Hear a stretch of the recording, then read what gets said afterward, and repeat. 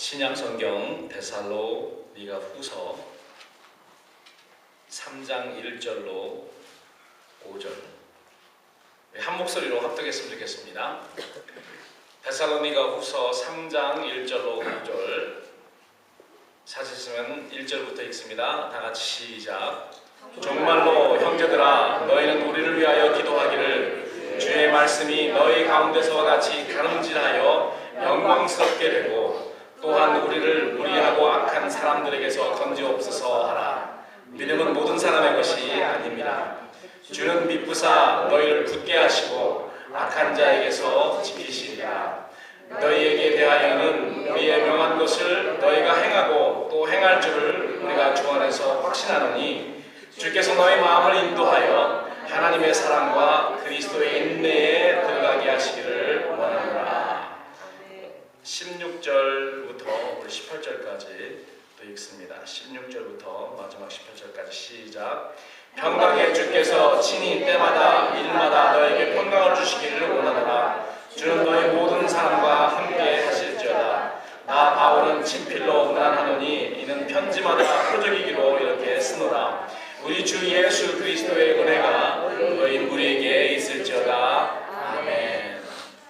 저는 오늘 사도 바울이 데살로니가 교회에 보낸 두 번째 편지 중 오늘 우리가 읽은 본문 말씀을 통해서 너희는 우리를 위하여 기도하라 라는 설교의 제목으로 왜 성도들이 목사를 위해 기도해야 되는지, 또 성도들이 목사를 위해서 어떻게 기도해야 되는지 말씀드리기를 원하며, 또 여러분들은 이 말씀을 듣고 배워 실천하는 그런 여러분들이 되시기를 우리 주님의 이름으로 소망합니다. 아멘. 어느 교회에서 교인들이 간절히 원하는 완벽한 목사님을 초빙하기 위해서 수년을 기도해오다가 드디어 그런 목사를 찾았다고 합니다. 이 목사님은 먼저 정확하게 완벽한 목사님의 첫째 조건이 그건가 보죠. 이 목사님은 정확하게 30분 내로 완벽하게 설교를 끝내는 그런 사람이었습니다. 모든 교인들이 그것 때문에 좋아했겠죠. 30분 안에 모든 것을 끝나니까.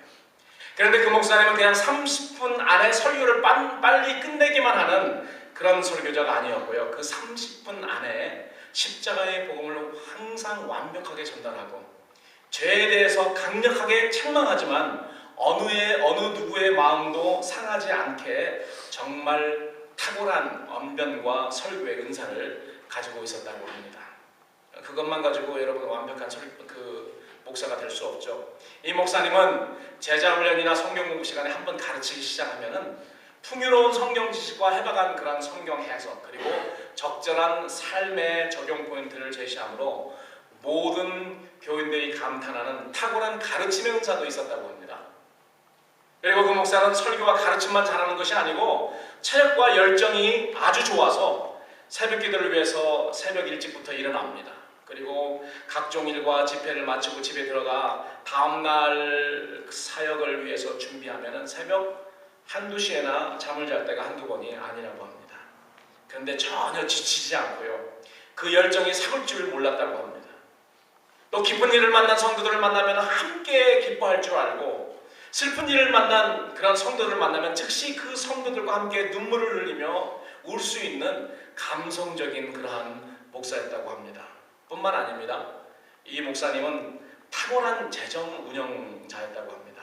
한 달에 교회에서 주는 얼마 안 되는 사례비로 그 어떤 성도보다도 헌금을 많이 하고, 또 교인들이 걱정 않도록 주택과 자동차도 소유하고 있으며, 교인들이 다른 데 가서 자기 목사님 말할 때 꿀리지 않도록 학력도 출중하고, 옷도 계절 감각대로 패셔너블하게 그렇게 입고요, 책도 많이 사서 읽고 가족과 화목하게 살고요, 구제도 하고 선교여행도 자비로 하고 교회에 좋은 일은 항상 앞장서서 기부하고, 얼마 안 되는 사례를 받아서 2배, 3배로 쓸 줄 아는 완벽한 그러한 목사였다고 합니다. 또 이분은 예배와 찬양을 인도하는데 영성과 음악 실력이 탁월해서요, 노래도 잘하고요, 또 기타, 피아노, 키보드, 각종 악기도 잘 다뤘다고 합니다. 언어 능력도 탁월해서 한국말도 잘하고 영어도 잘하고 스페인어는 물론 한문도 잘 읽고, 그리고 성경 언어인 히브리어, 헬라어도 잘 읽어서 성경도 그렇게 읽었다고 합니다. 청년들과 일할 때는 30대 청년처럼 그렇게 열정을 가지고 일을 하고, 중장년들과 일할 때는 장년의 고민을 다 경험한 사람처럼 그렇게 또 이야기하고, 또 노년층들과 있을 때는 노인들의 그런 여유를 가지고 밖에 나가 사람들 만나면 늘 전도하고요, 틈만 나면 신방하고 쉬지 않고 기도하며, 교인들이 목사 사택이나 교회를 방문하면 항상 서재에서 말씀을 연구하는 그러한 목사님이었다고 합니다. 여러분 어떠세요? 정말 완벽한 그런 목사님 아닙니까? 이런 완벽한 목사를 만났으니 그 교회의 성도들이 얼마나 행복했겠습니까? 그런데 여러분, 그 완벽한 목사님은 불행하게도 34살 젊은 나이로 탈진해서 죽었다고 합니다. 누가 지은 말이겠죠. 실질적으로 이런 목사님이 어디 있겠습니까? 혹시 제가 이 말을 할 때 그거 우리 윤 목사님 아니야? 이렇게 생각하신 적 있으십니까? 다행히 저는 그 완벽한 목사가 아니기 때문에 34살이 아닌 지금 50대 중반이 되었는데 이렇게 살아서 목회하고 있습니다. 그리고요, 하나님이 허락하시면 앞으로 우리 교회를 위해서 더 많은 일꾼을 세우고, 또 주님 나라를 위해서 더 많은 후배 목회자들을 세우고 교회를 개척하기 위해서 조금 더 살려고 합니다. 하나님이 허락하시면. 그래서 저는 이미 완전한 목사 되려는 어리석은 생각은 오래전에 버렸습니다. 그렇기 때문에 여러분, 제가 부족하면 부족한 대로 어떻게 하라고요? 그냥 그대로 두세요. 부족하면 부족한 대로 그냥 그대로 두시고, 대신 여러분들에게 제가 부탁드립니다.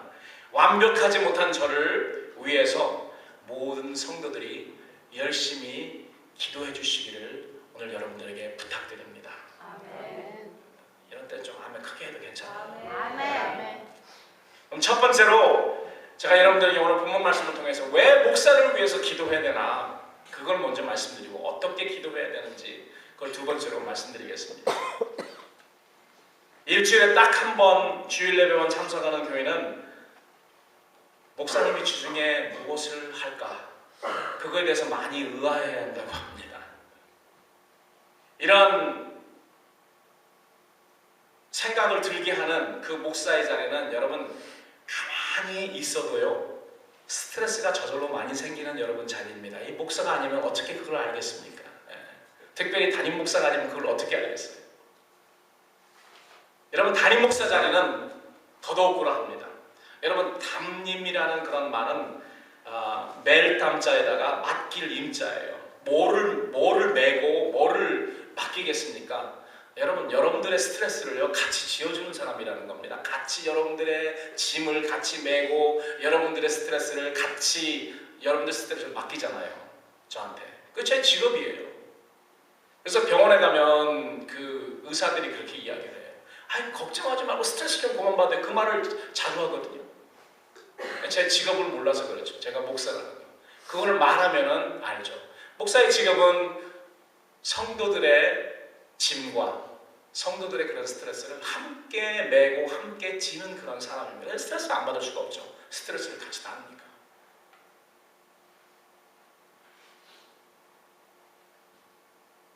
그렇기 때문에 교회 성도들을 영육간의 짐을 메는 사람이기 때문에, 그런 짐을 맡은 자이기 때문에, 그래서 목사를 위해서 기도하라는 것입니다. 어떤 분은 목사님이 이렇게 스트레스가 많으니까 이렇게 말을 하십니다. 담임 목사님의 짐이 너무 많은데 스트레스를 너무 많이 받으시는데 바쁘신 목사님에게 신방을 부탁하면 너무 미안해서 어떻게 하지요? 라고 생각하며 목사님에게 신방 같은 거 요청하지 않는 그런 분들도 있습니다. 여러분, 그것은요 목사로서 목사 일을 하지 않도록 하는 것이고요. 그렇기 때문에 신방 요청은 여러분들 하세요. 그런 거는 목사가 목사 일을 할 수 있도록 그렇게 요청하시고 그건 얼마든지 하셔도 됩니다. 그러나 뭘 하라고요? 목사를 위해서 기도를 해주시라는 것입니다.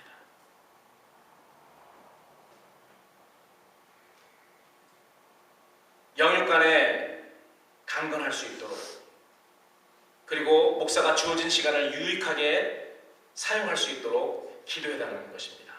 목사를 위해서 기도해야 될 이유는 오늘 하나님의 말씀에 보니까 목사는 성도들의 영혼을 위해서 경성하는 자이기 때문입니다. 히브리서 13장 17절을 보니까 성도들을 인도하는 목회자들은 성도들의 영혼을 위해서 자지 않고 깨어서 경성하는, 하나님 앞에서 그들의 영혼을 위해서 대신 계산하고 대신 회개할 자인 것처럼 그렇게 한다고 성경은 이야기합니다. 너희를 인도하는 자들에게 순종하고 복종하라. 저희는 너희 영혼을 위하여 경성하기를. 자기가 자기가 이렇게 눈물 흘리고 회개한다는 말이 아니고 나중에 하나님 앞에서 계산할 자, 회개한다는 거죠. 계산할 자처럼 그렇게 하느니라. 히브리서 13장 17절 말씀입니다. 여러분들이 하나님께서 내게 맡겨주신 양우리인, 이 영적으로 교회가 양우리입니다. 여러분들이 양이고 하나님이 여러분들을 돌보라고 이 교회에 저를 목자로 보내주셨습니다. 여러분들이 양우리인 이 교회에 있는 한 여러분들의 영혼도 하나님께서 제게 맡겨주신 것입니다. 그렇기 때문에 성도들이 10명이든 100명이든 여러분들의 영혼에 대한 책임을 지고 있는 자가 바로 목사입니다. 그래서 목자는 양우리 안에는 양무리가 곰이나 이리에 공격당하지 못하도록 자지 않고 깨어서 경계한다는 것입니다. 목자가 경계하지 못하여서 만일 양이 다치면 나중에 주인과 계산해야 될 때 어떤 일이 있겠습니까? 책망당하고 문초당하겠죠. 정말 이런 생각을 하면은 지금 내게 맡겨주신 양들을 관리하고 지키는 것도 내 능력이 모자라기 때문에 참으로 두려운 일이다라는 그런 생각을 많이 합니다. 그렇기 때문에 여러분들은 어떻게 해야 되겠습니까?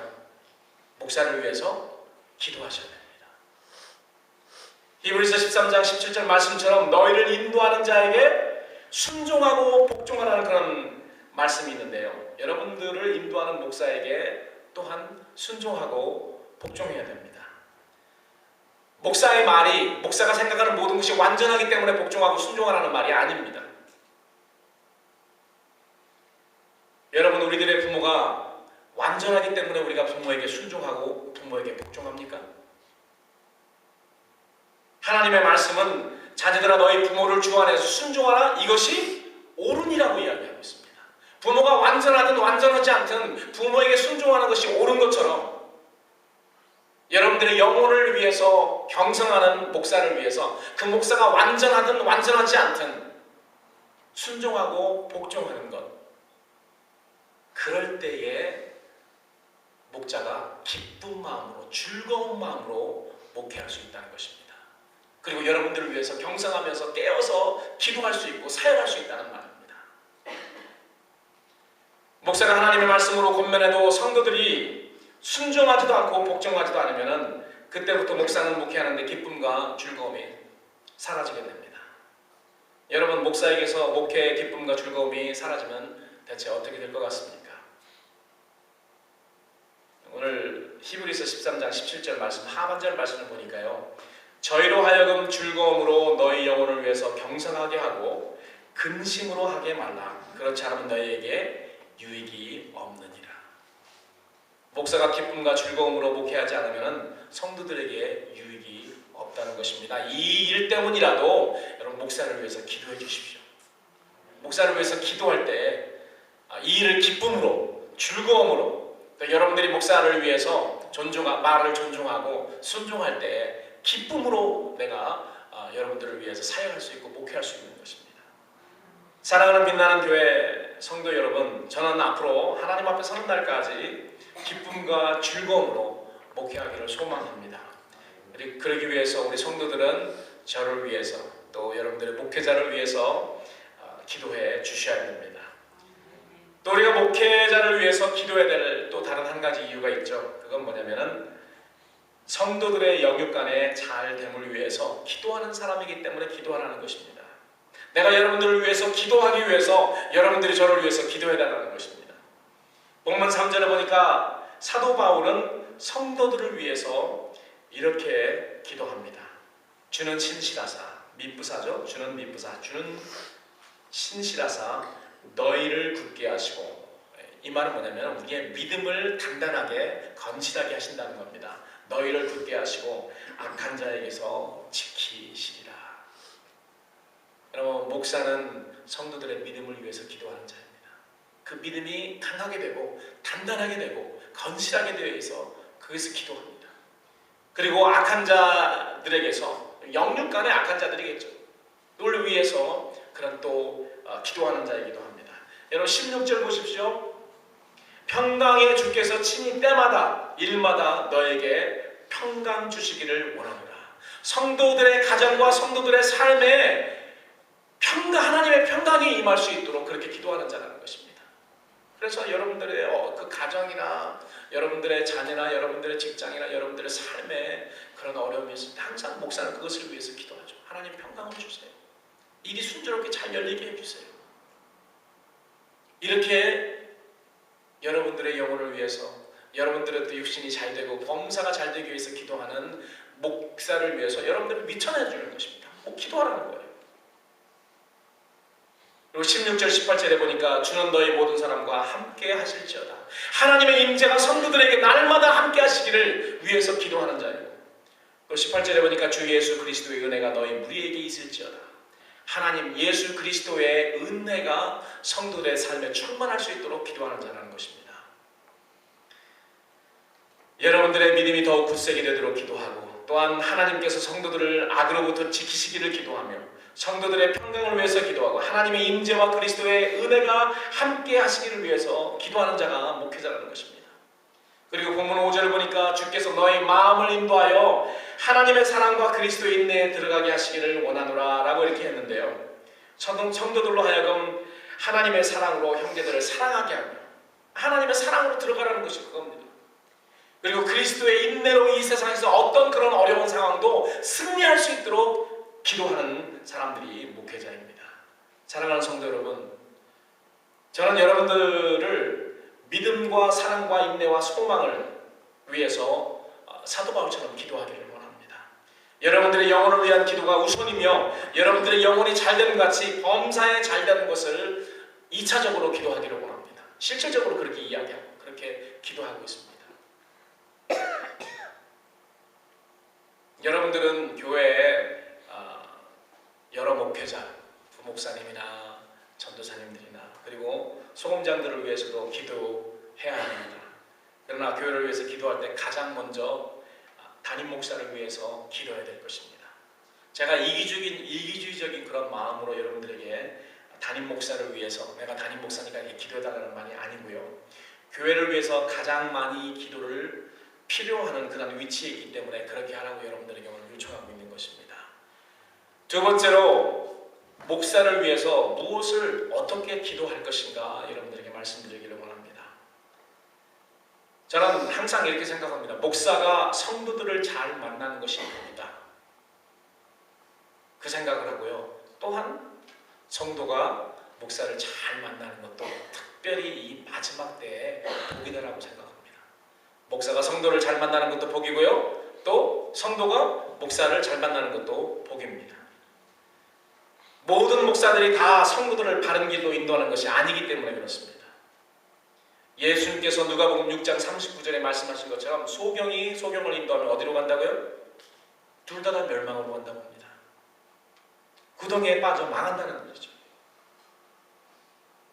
또한 이러한 일들이 특별히 마지막 때에 많을 것이라고 합니다.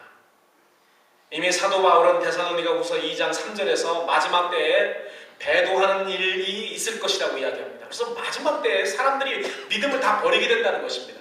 지금 그런 일이 일어나는 것은 아니고요, 앞으로 이제 어려운 세대가 오면은 사람들이 자기의 목숨을 살리기 위해서, 연명하기 위해서 믿음을 버리는 것을 식은 죽 먹기처럼 그렇게 하는 사람들이 많이 발생할 거라고 이미 하나님의 말씀은 예언하고 있습니다. 왜 믿는 사람들이 믿음의 도를 저버리고 배도할까요? 왜 신도들이 이 믿음을 저버릴까요? 가장 큰 이유는요, 목자들이 잘못 가르치고 신도들을 잘못 인도하기 때문이라고 저는 그렇게 믿습니다.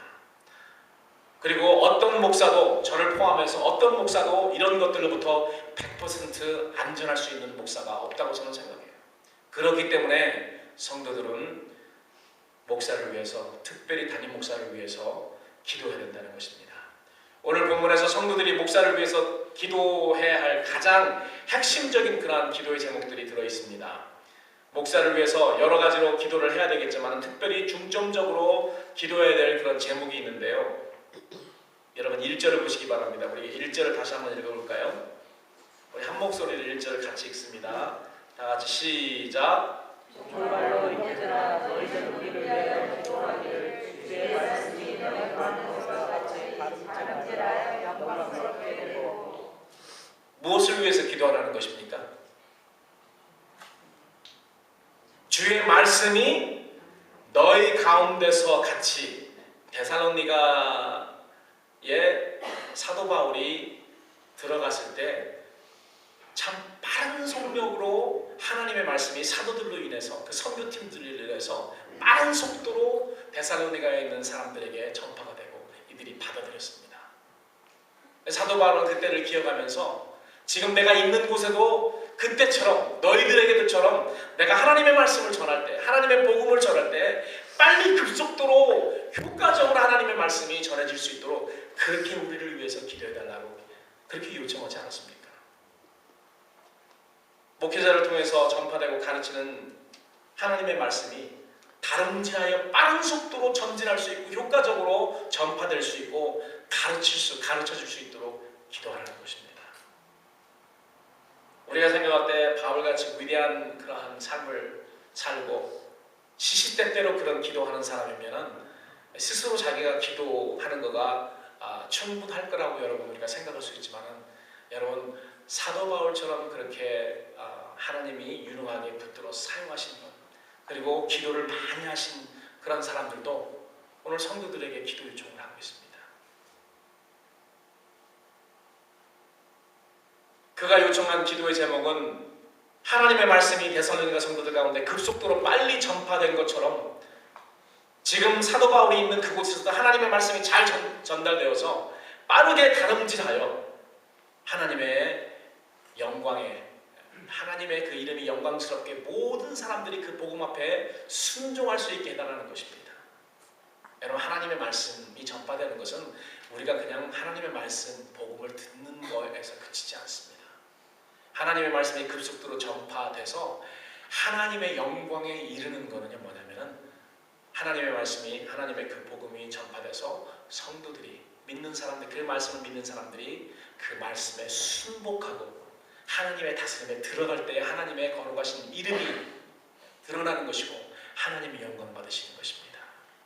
사도 바울이 전한 복음은 여러분 십자가의 복음이라는 것을 우리는 너무나도 잘 압니다. 사도 바울은 고린도전서에서 내가 이 십자가 복음 외에는 다른 것을 가르치지 않겠다, 다른 것을 말하지 않겠다고 이야기를 했습니다. 그런데 요즘 십자가의 복음이 제가 볼 때는 반쪽짜리 십자가의 복음으로 많이 변질되어 있습니다. 분명 주님이 제자들에게 가르친 십자가는 우리가 잘 아는 복음서에 나온 십자가입니다. 우리 주님께서 십자가에 대해서 이야기할 때 두 가지 십자가에 대해서 이야기하셨습니다. 예수님이 지실 십자가에 대해서 이야기하고, 또 예수님을 쫓는 제자들이 지어야 되는 그런 십자가에 대해서 이야기했습니다. 오히려 예수님께서 자기가 지어야 될 그런 십자가보다는 제자들이 예수님을 쫓을 때 져야 될 그런 십자가에 대해서 더 많이 이야기하셨습니다. 근데 요즘 강단에서 나오는 복음은 제자들이 져야 되는, 예수님을 쫓기 위해서 우리들이 져야 되는 그런 십자가는 없어졌습니다. 그리고 예수님의 십자가로 모든 것이 다 대체됐습니다. 우리 주님은 이야기했습니다. 누구든지 자기 십자가를 지고 나를 쫓지 않으면 능히 나의 제자가 될 수 없다. 그리스도인이 될 수 없다는 것입니다. 제자 다르고 그리스도인 다르지 않습니다. 제자는 그리스도의 사람이고 그리스도를 쫓는 사람이에요. 여러분, 우리가 그리스도를 쫓지 않고 그리스도인이 될 수 있다고 생각합니까? 제자가 되지 않고 그리스도인, 참 그리스도인이 될 수 있다고 생각하십니까? 그렇지 않습니다.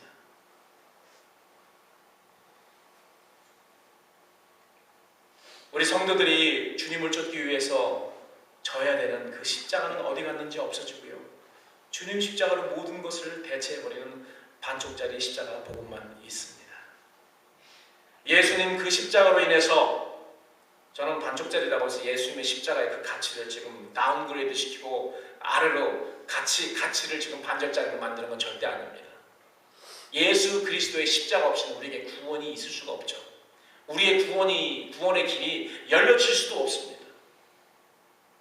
예수님의 그 십자가로 인해서 그 전에 굳게 닫혔던 하나님 아버지에게로 가는 그 길이 열렸습니다.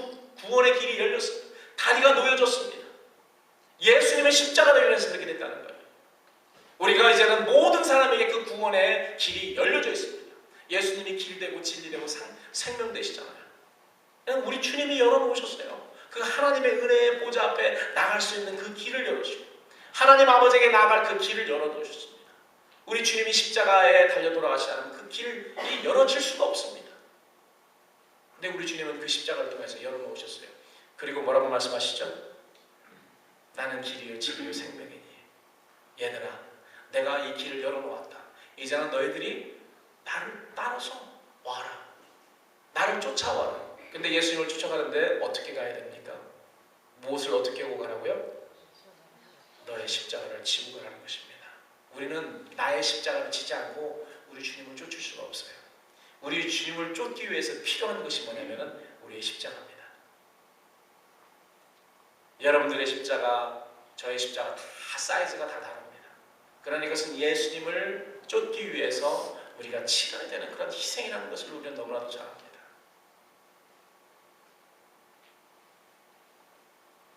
우리가 예수님을 쫓기 위해서 이 복음을 순종하기 때문에 져야 될 희생을 거부하고 자기의 십자가를 지는 것을 거부하기 때문에 예수님을 쫓는다 하면서도 실질적으로 쫓지 못하는 것입니다. 여러분 하나님의 말씀, 예수님을 쫓기 위해서 하나님의 말씀을 순종해야 되는데 하나님의 말씀을 순종하면은 우리에게 뭐예요? 당장 보이는 그런 손해가 있습니다. 희생이 있어요. 내 자존심이 상하고요. 하나님의 말씀대로 우리가 순종하려면 손해보는 것이 너무나도 많습니다. 사실 그건 손해가 아니죠.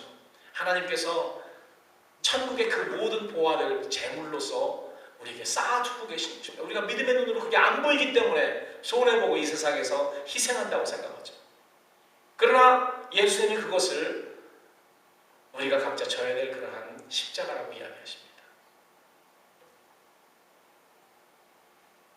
우리가 예수 그리스도의 복음을 순종하기 위해서 져야 될, 경험하게 되는 희생이 바로 십자가인데 그것을 거부하고 우리가 어떻게 예수님을 쫓을 수 있습니까?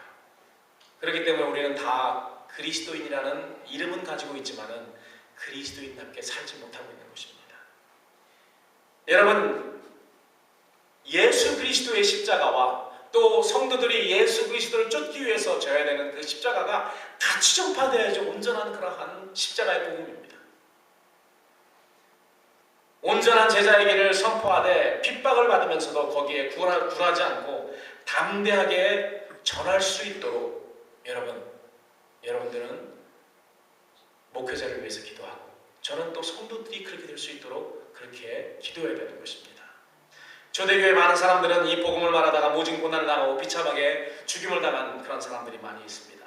기독교 역사 이래 엄청나게 많은 사람들이 십자가의 복음을 전하다가 핍박을 당했고요. 고통을 당했고 모진 고통과 고문 속에서 죽어갔습니다.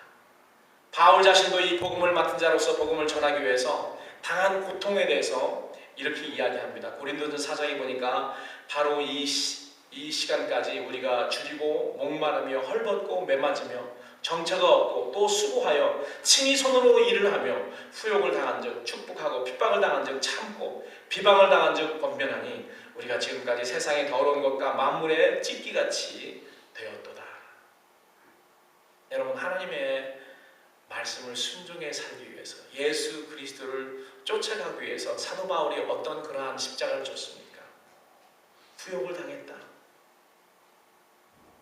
핍박을 당했다. 그럼에도 불구하고 참았다. 여러분 참는 것도 십자가의 하나입니다. 내가 예수 그리스도의 말씀을 순종하기 위해서 인내하고 참은 것 이것도 여러분들이 십자가를 치는 것입니다. 비방을 당한즉 내가 대신 권면했다. 여러분, 비방당할 때 내가 참고 오히려 좋은 말로 권면해 주는 것도 내가 십자가를 치는 것이라는 것입니다. 그리고 복음을 위해서 내가 좀 줄이고 목마르고 헐벗고 매맞고 정처 없이 집도 없이 사는 것처럼 그렇게 살아도 그것이 바로 내가 예수님을 따르기 위한 그런 십자가라는 것입니다. 어떤 고난과 어려움이라도 흔들림 없이 예수님께서 가르치신 그런 온전한 십자가의 복음, 천국 복음을 선포할 수 있도록 여러분 그렇게 그것을 위해서, 목회자를 위해서 기도해 주시기 바랍니다. 마지막으로 우리가 목사를 위해서 기도할 때 무엇을 위해서 어떻게 기도할까? 2절에 보니까 또한 우리를 무리하고 악한 사람들에게서 건지옵소서 하라. 믿음은 모든 사람의 것이 아님이니라. 특별히 사도 바울은 무리하고 악한 사람들이라고 오늘 2절에서 이야기했는데요.